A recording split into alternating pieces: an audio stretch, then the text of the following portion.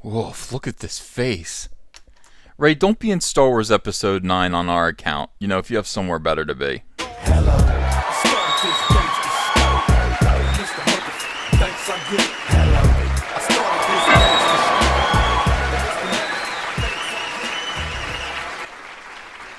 shit. Thank you. Thank you very much. Thank you for that thunderous artificial applause from my iPhone video editing app. I do appreciate you. Welcome to Comic Artist Pro Secrets. My name is Ethan Van Sciver. I am a comic book artist, and I am the creator of Cyberfrog Blood Honey, which is a current Indiegogo campaign, and it's doing really, really well. I'm going to put the link in the description. If you would like to pledge and buy a copy of Cyberfrog Blood Honey, I would appreciate you.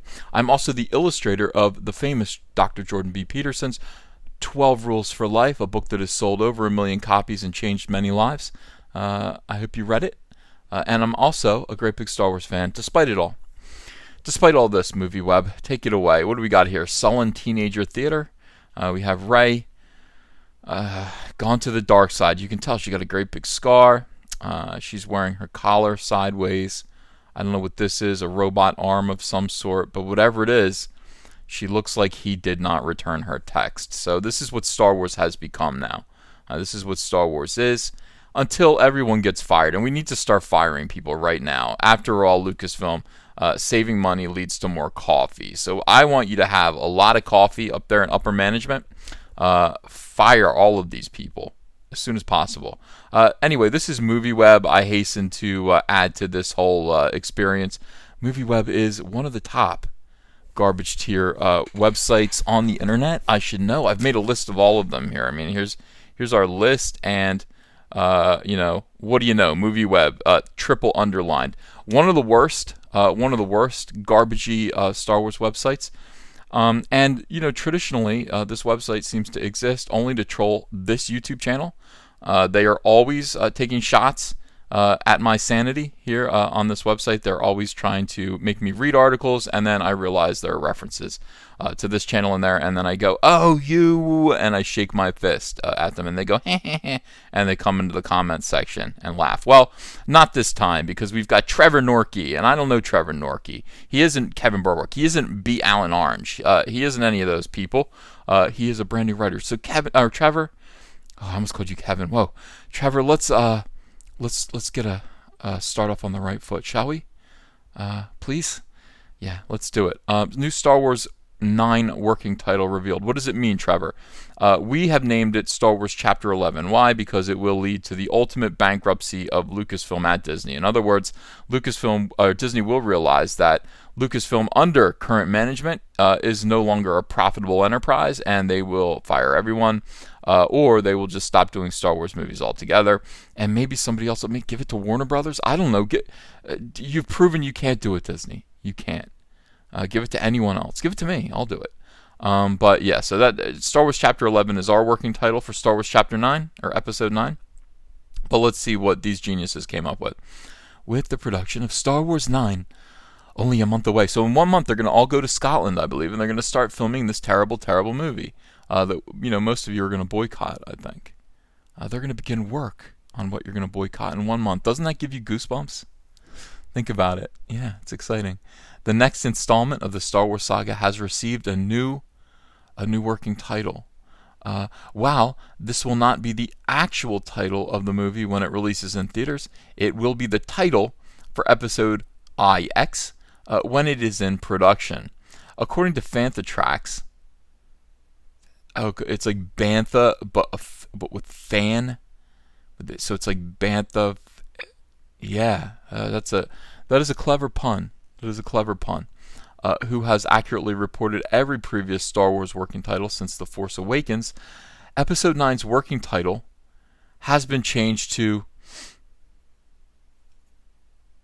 Trixie. All right, at this point, fire everyone. Fire everyone. Get them all out of there. I don't know why this is going on. The original working title was reported to be Black Diamond, but then J.J. Abrams here, who is the director, was forced to hire a black second unit director, and apparently she's working out really, really well. So he has changed the title to the name of probably a hooker he knew in Kentucky. I don't know. I don't know what this is. But why not call it Black Diamond? That's a pretty cool name.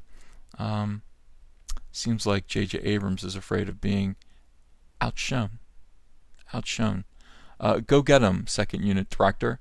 Go show J.J. Abrams and these fools over at Lucasfilm how to make a movie, how to do it. Get in there. Your job is to actually take the all the setting, all the establishing shots, things that don't involve the major actors and actresses. I think you're going to do great. I am in support of you. Yeah, to me, this movie should be called Black Diamond. It should be. But it's not because of the ego of one man.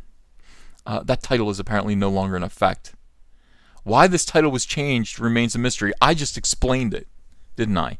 I just explained it, didn't I? Bigot. It was most likely just a preference by director J.J. Abrams. Are you guys starting to see the broad outlines of this here? Yeah? It's called white supremacy. Typically, a movie will create a working title so that people who see the set don't get too excited and try to bombard the movie's production. Oh, I can't wait. I gotta fly to Scotland. I gotta see this in person. Can't wait. Yeah. For example, people passing by the set of The Avengers, that's different, would have tried to get onto the set and get a glimpse of the Marvel stars. Well, you could just go to any convention while they're sitting behind a table signing autographs. I mean, just about all of them do that. However, when they pass by the set that's titled Group Hug, which was the working title for The Avengers, it should have been called that. That would have been great. They most likely won't be as excited. While not all movies need to have working titles, they are pretty much essential for projects as large as Star Wars. The working title Trixie probably isn't too significant, as Trixie, they're going to go on with this. I want to apologize to Trevor Norkey. Trevor, did they give you, were you required to turn in a certain number of words? Because this could have just ended. This could have ended 3 paragraphs ago, honestly. You just had to turn in more, like a higher word count. MovieWeb just kind of will take one little fact, and they have to write an entire article about it. It's, so that you catch this Geico coffee ad. Hey, I caught it. I got, I put my eyes on the ad. Do we have to go on with this? We do? Okay. Yeah, Trixie doesn't sound like the name of anyone we would expect to see in the Star Wars universe. I really don't know anymore. After all, Ed Norton from Honeymooners was in Star Wars The Holiday Special. Why couldn't Trixie be in the next Star Wars movie? She's still around. She lives in New York City. So, who knows? God, it's just, we have to go. There's more. There are more sentences after this. It's more than likely just an attempt to use the Roman numeral IX as in 9 in the working title, while the rest of the name likely bears no significance. I'm so sorry to my audience. I'm going to keep going, though. I'm going to keep going and reading the more and more fluff. This is enough fluff to make a nice pillow to lay down on and go to sleep and never wake up. The actual title of Star Wars Episode 9 still remains a mystery. Most likely won't be revealed for quite a while. The title for Star Wars The Last Jedi wasn't released until less than a year before the movie's released.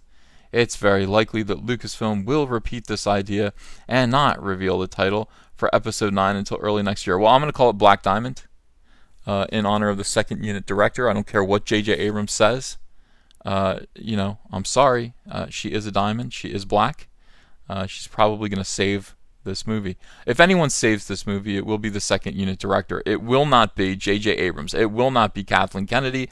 They will stifle her, I'm sure, her creativity at every turn. We won't at Comic Artist Pro Secrets. We are rooting for the assistant director. Let me just get her name again real quick. Let me look that up. Ah, yes, Victoria Mahoney.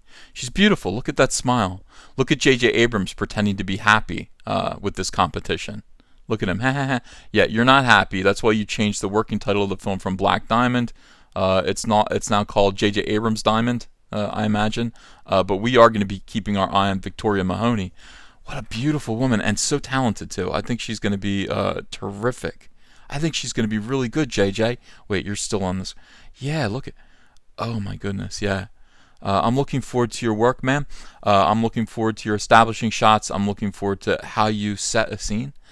Setting a scene could make or break the movie. and I think you're going to do a great job.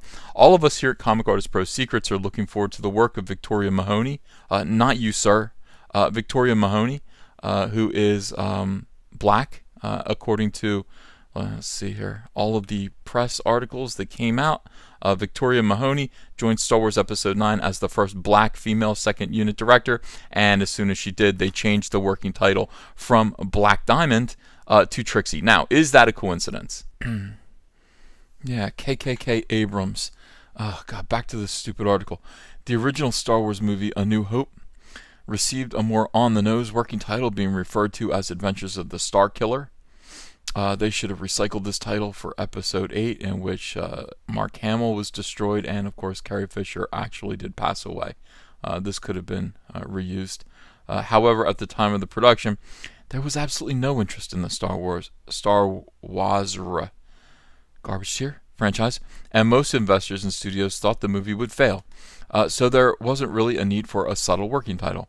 Empire Strikes Back did not receive a working title, but Return of the Jedi received one of the most notable working titles in film history, Blue Harvest. Why is that notable? Blue Harvest. I like it. Blue Harvest. That's the name of my new garage band, Blue Harvest.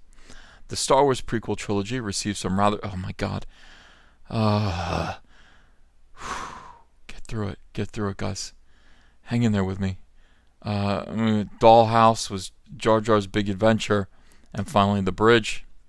Force Awakens, it was called Avco, which is named after the movie theater that J.J. Abrams saw A New Hope at for the first time.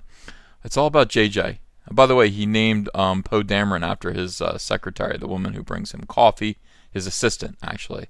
So everything is all about J.J. Abrams whenever he does everything, which is why, again, I believe he changed the working title from Black Diamond to Trixie. Yeah, who is Trixie, JJ? Hookery met in Kentucky, probably.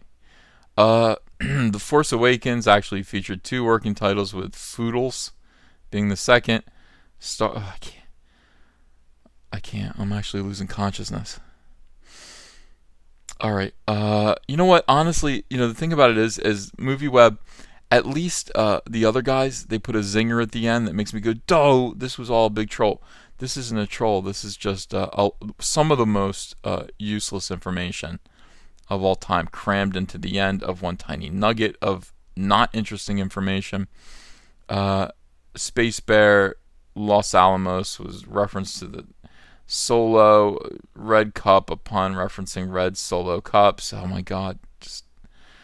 Did they really do that? You gotta be kidding me. Well, the new Episode 9 working title revealed by Fanthatrax. Oh, God. Probably doesn't reveal anything important. Alright, I can't take anymore. That's it. Enough of this video. Thank you very much for listening. Get out of here, MovieWeb. The movie came out. It's a box office disgrace. Now let them know who did it and why while looking incredibly fashionable with this The Fandom Menace t-shirt from Crypto Fashion and Comic Artist Pro Secrets. Also, let's bring some discipline back to the sci-fi genre with Go Get Daddy's Belt. Another great t-shirt for Father's Day. Order yours today. The link is in the description below. And we thank you very much. Hey, these are great shirts. Everyone loves them. They will turn heads wherever you go. Thanks. Hello, potential Indiegogo backers. Hello, friends. My name is Ethan Van Sciver. I'm a comic book creator who worked for 20 years for Marvel and DC Comics on books like Green Lantern, Flash, Superman, Batman, and X-Men. But before that, I had a comic book called Cyberfrog. Now, Cyberfrog lasted from 1993 to 1998, and then it stopped when I went to go work for DC Comics. Now I want to tell the story of where Cyberfrog has been for the last 20 years. I want to write, pencil, ink a book called Cyberfrog Blood Honey that tells the story of gigantic alien hornets that come to Earth and conquer it, sending Cyberfrog into deep hibernation, where he emerges now in the year 2018 into a completely alternate reality, a new world where these hornets have taken over, devastated humanity, using human skin to make gigantic wasp hives, and harvesting human blood to make honey to feed their young. Very few humans still exist. But it's up to Cyberfrog to save what's left of humanity and turn back the damage that's been done by these wasps with his brother Salamandroid and his friend Heather Swain. I want you to help me do this. We're going to get colors by Kyle Ritter. He's a fantastic colorist, and he's going to make this book sing. I'd like this to be a 48-page one-shot prestige format, part 1 of 4. So I'm asking you to help me launch the very first Cyberfrog Blood Honey epic graphic novel. Are you in? Will you help me? I hope so. Let's get this frog jumping again. As this channel grows and grows, both in relevance and in size of audience, we must take a moment to thank everyone who is responsible, and as so many of you, I mean, that is you guys out in the audience, that is my subscribers, that's my Patreon backers, those are the people that buy t-shirts, that have helped back Cyberfrog Blood Honey, people who donate super chats to my live streams. You guys are all wonderful. When you like these videos, when you click the thumbs up, you help these videos get seen by more people. When you subscribe, you join our community, and we're so happy to have you here. Thank you for everything that you do. There are a lot of links in the description. Have a look at those. Thank you.